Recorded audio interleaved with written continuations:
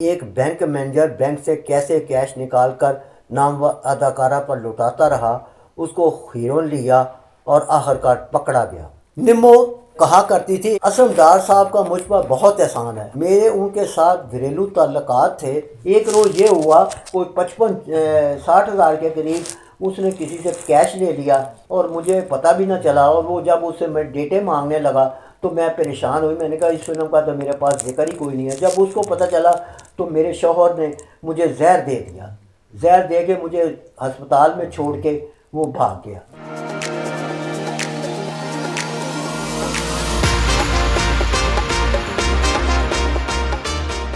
بسم اللہ الرحمن الرحیم۔ معزز ناظرین، السلام علیکم۔ علی شاہد 21 کے ساتھ آپ کی خدمت میں حاضر ہے۔ ناظرین، آج کا ویلاگ بڑا دلچسپ اور حیران کن بھی ہے کہ ایک بینک مینیجر بینک سے کیسے کیش نکال کر نامور اداکارہ پر لٹاتا رہا، اس کو ہیرون لیا اور آخرکار پکڑا گیا۔ جی ناظرین، دل اور بل میں صرف ایک حرف کی ہیرا پھیری ہے، اس کے سوا کچھ بھی نہیں، اور اب تو عشق مجازی کا رشتہ دل سے کم اور بل سے زیادہ ہے۔ خالی جیب اور چاکے گریبان عشق صادق صرف مجنوں میں ہوتا تھا، اب تو عشق ریستورانوں، سیر گاہوں، موبائلوں، ڈالروں میں ہوتا ہے۔ اب دل وسیلہ محبت نہیں، دولت وسیلہ عشق ہے۔ معزز ناظرین، ہمارا آج کا ویلاگ، جیسے کہ میں ذکر کر رہا تھا کہ فلم سٹار نمو ایک بینک مینیجر، نمو کے سابقہ شوہر اور اس کے بعد ان کے دوسرے قانون دان شوہر پر مشتمل ہے۔ فلم سٹار نمو، جس کا گھریلو نام نورین اور رفت بھی ہے، 3 اگست 1950 میں لاہور میں پیدا ہوئی۔ نمو نام اداکار اسلم ڈار نے رکھا اور نمو کو پہلی بار اپنی فلم سخی لٹیرا میں متعارف کروایا، اور یہ فلم 2 جولائی کو ریلیز ہوئی۔ اس فلم میں کام کرنے سے قبل وہ فلموں میں ایکسٹرا رول ادا کرتی تھی، لیکن اسلم ڈار کی متواتر 7 فلموں میں کام کرنے کے بعد وہ مصروف اداکارہ بن گئی۔ ان کی دیگر فلموں میں بشیرہ، زرا خان، دل لگی، بابل صدقے تیرے، شیر دل، شیریں فرہاد، بلونت کور، زبیدہ، حکم دا غلام، کوٹھے ٹپنی، آئینہ، فراڈ، بڑے میاں دیوانے، باغی تے قانون، دادا، نیا سورج، کھڑاک، دل کے داغ، سر فرشتہ۔ انہوں نے ایک ذاتی فلم بھی اپنی آخری ایام میں شروع کی تھی جس کا نام ارمان تھا۔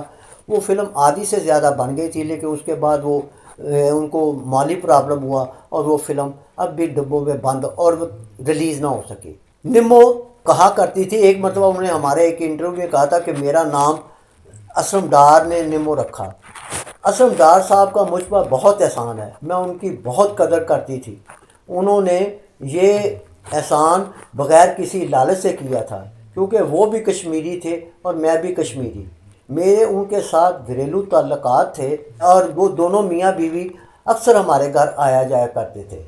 فلمی لوگوں نے میرے اور اسلم ڈار کے تعلقات کو غلط رنگ میں پیش کیا اور ہمیں بہت انہوں نے بدنام کیا، غلط رنگ دیتے رہے۔ اسی دانا کا قول ہے کہ اگر کوئی بلا وجہ تمہاری مخالفت کرتا ہے تو خاموشی اختیار کر لو، یہ مخالفت تمہارے لیے سود مند ثابت ہوگی۔ اسی لیے میں نے اس وقت کبھی کسی نہ جواب دیا اور میں صبر کرتی رہی، اور اللہ نے مجھ کو اس کا صلہ بھی دیا۔ اب دوسرا ذکر یہ ہے کہ جب ایک بینک مینیجر تھے گجرانوالہ کے الائڈ بینک میں، وہ ملازم تھے، اب بھی ماشاءاللہ حیات ہیں۔ انہوں نے ایک فلم تقدیر کے نام سے شاہ نور میں شروع کی۔ اس کے ہدایت کار تھے ایم سعید، وہ پہلے چیف اسسٹنٹ بھی ہوئے تھے۔ شاہ نور اسٹوڈیو میں ان کے آفس بنایا، فلم تقدیر شروع کی، جس میں انہوں نے وہ بس نمو پہ فریفتہ ہو گئے اور انہوں نے نمو کو بطور ہیروین اپنی فلم میں کاسٹ کیا، تو اس پہ پیسہ لٹاتے رہے۔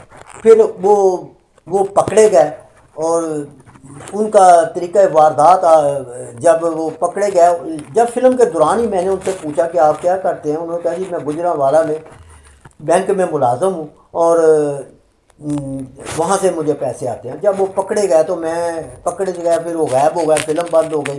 پکڑے جانے کے جب وہ واپس آئے تو میں نے انہیں کافی عرصے کے بعد وہ فلم بند رہی، پتہ چلا ان سے میری ملاقات ہوئی. انہوں نے کہا جی میرا طریقہ واردات یہ ہوتا تھا، میں آپ نے پوچھ ہی لیا. تو وہاں فیکٹری آنر تھے، بڑے بڑے لوگ امیر آتے تھے اور وہ میرے پاس بیٹھ کے نا مل آنر تھے، وہاں فیکٹریاں تھیں گجرانوالہ میں، تو وہ چیک بک مجھے دیتے تھے تو چیک بھر کے، تو میں چونکہ مینیجر تھا، میں ان کے سگنیچر ویریفائی کرنے کے لیے کمرے میں جاتا تھا. اس کے میں چیک بک سے درمیان سے ایک کا چیک نا سرے سے ہی اکھیڑ لیتا تھا، یعنی کہ جڑوں سے اکھیڑ کے رکھ لیتا تھا اور خود ہی بھر کے چیک 50,000 لاکھ روپے کا باہر سے اپنے بندے کو بھیج کے سگنیچر کر کے میں اس کو کیش کر کے پاس رکھ لیتا تھا. اسی پیسے سے میں نے فلم شروع کی تھی. وہ کیونکہ حرام کا پیسہ تھا اس لیے وہ منظور نہ ہوا اور میں پکڑا گیا. تو یہ تھا ان کا طریقہ واردات. پھر نمو نے زندگی میں ان کی زندگی جو تھی نا ٹریجڈی سے بھری ہوئی تھی. انہوں نے جب ہوش سنبھالا تو ان کے والدین نے ایک شخص کے ساتھ ان کی شادی کر دی. وہ شخص اس کو فلمی دنیا میں لے آیا اور اس کو جگہ جگہ لے کے پھرتا رہا. وہ کہتی ہے کہ اس ازدواجی زندگی سے میں بہت تنگ تھی کیونکہ وہ بندہ مجھے فلموں میں سکے لوگوں کے پاس لے کے جاتا اور خود پیسے کھا کے لوگوں کے وہ مجھے بدنام بھی کرتا رہا. وہ میرے لیے اچھا شوہر ثابت نہ ہوا اور میں کوئی ایسا کوئی ساتھی چاہتی تھی کہ جو میرا زندگی کا سفر آسان ہو جائے. اور اتنا مجھے شوق نہیں تھا لیکن فلمی دنیا میں آنے کے بعد پھر کوئی شوق پیدا ہوتا گیا تو وہ میرے پیسے لے کے کھاتا رہا. اور یہ لالچی اور خود غرض تنگ نظر بندہ تھا جس سے مجھے بہت میرا راستہ جو دشوار دکھائی دیا اور میری زندگی عذاب میں پہ گئی. ایک روز یہ ہوا کہ وہ اپنا کوئی 55-60 ہزار کے قریب اس نے کسی سے کیش لے لیا پروڈیوسر سے اور مجھے پتہ بھی نہ چلا. اور وہ جب اس سے میں ڈیٹے مانگنے لگا تو میں پریشان ہوئی. میں نے کہا اس فلم کا تو میرے پاس ذکر ہی کوئی نہیں ہے. جب اس کو پتہ چلا تو میرے شوہر نے مجھے زہر دے دیا. زہر دے کے مجھے ہسپتال میں چھوڑ کے وہ بھاگ گیا. کچھ دنوں کے بعد ہوش آیا تو سب انہوں نے ٹیسٹ کیے. انہوں نے کہا یہ آپ کو تو زہر دیا گیا تھا. تو انہوں نے کس نے زہر دیا؟ کہ مجھے تو شوہر نے کچھ پلایا تھا. تو بہرحال مقدمہ درج ہوا. اس نے مجھے بہت بلیک میل کرنے کی کوشش کی، دھمکیاں دیں اور آخرکار وہ صلح اور صفائی پہ نکل آیا. تو صلح صفائی پہ کرنے لیکن میں نہ مانی کیونکہ اب تو کیونکہ میدان میں آ چکی تھی. میں نے یہ فیصلہ کر لیا کہ ایسے شخص سے میں کنارہ کشی اختیار کر لوں. تو ایسے شخص سے میرا لالچی شخص سے مجھے اللہ تعالیٰ میری جان چھڑا دے. تو میں نے ان کے خلاف ایک عدالت میں خلا کا طلاق کا کیس دائر کر دیا. میرا کیس چلتا رہا.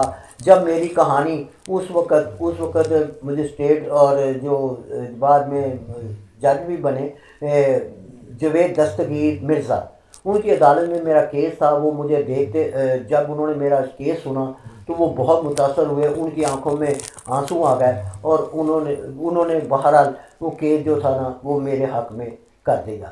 تو میرے خلا ہو گیا. تو جاوید دستگیر نے مجھے طلاق دلائی اور پھر انہوں نے مجھے کہا کہ میں آپ کو شادی کی آفر کرتا ہوں.